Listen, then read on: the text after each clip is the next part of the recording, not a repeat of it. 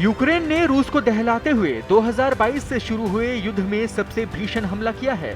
Ukraine के drone से जिस तरह से रूसी एयरबेस में तबाही मची, उसने रूसी अधिकारियों के पैरों तले जमीन खिसका दी है। यूक्रेनी हमलों ने रूसी सेना की तैयारियों और उनकी डिफेंस स्ट्रेटेजी की पोल खोलकर रख दी है। 117 FPV ड्रोन की मदद से यूक्रेनी सुरक्षा एजेंसी SBU ने रूस के अंदर 5 अलग अलग क्षेत्रों में यानी कि मुर्मांस्क, इर्कुत्स्क, इवानोवो, रियाजान और अमूर में स्थित एयरबेस पर हमला किया। इस हमले में करीब $7 अरब मूल्य के 40 से ज्यादा स्ट्रेटेजिक बम वर्षक विमानों को निशाना बनाया गया है। रूस के एयर डिफेंस सिस्टम से इस हमले को रोकने में बुरी तरह से नाकाम रहे। लिहाजा एक्सपर्ट्स का मानना है कि भारत को इसे सिर्फ एक जियोपॉलिटिकल घटना नहीं माननी चाहिए, बल्कि आने वाले भविष्य के युद्ध की झलक के तौर पर देखते हुए अपने रक्षा प्रतिष्ठानों को किले की तरह मजबूत बनाना चाहिए। साल 2019 के बाद से कम 3 ऐसे मौके आए हैं जिनमें ऐसा लगा कि भारत एक भीषण युद्ध में फंस सकता है।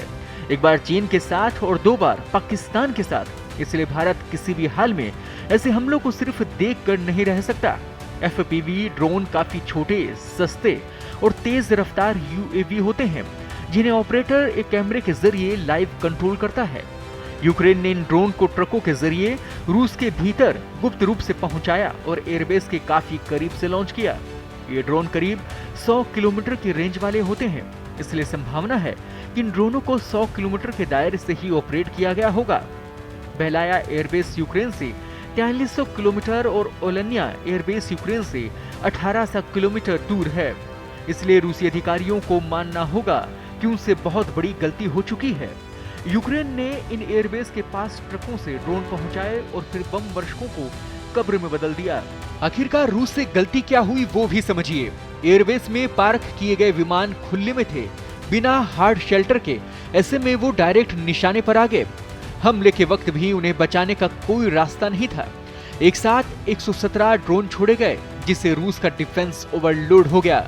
ड्रोन हमले रूस के अंदर से ही शुरू हुए, जिसे एयर डिफेंस को रिएक्ट करने का समय नहीं मिला। अब इस हमले के बाद रूस क्या करता है ये तो भविष्य के गर्भ में है, पर भारत को पड़ोसी पाकिस्तान की कायराना हरकतों से सावधान रहना चाहिए। और यह हमला कहीं ना कहीं भारत के लिए एक बड़ी सीख भी है, जिससे सबक लेना चाहिए और खुद की सैन्य तकनीक को मजबूत करना चाहिए।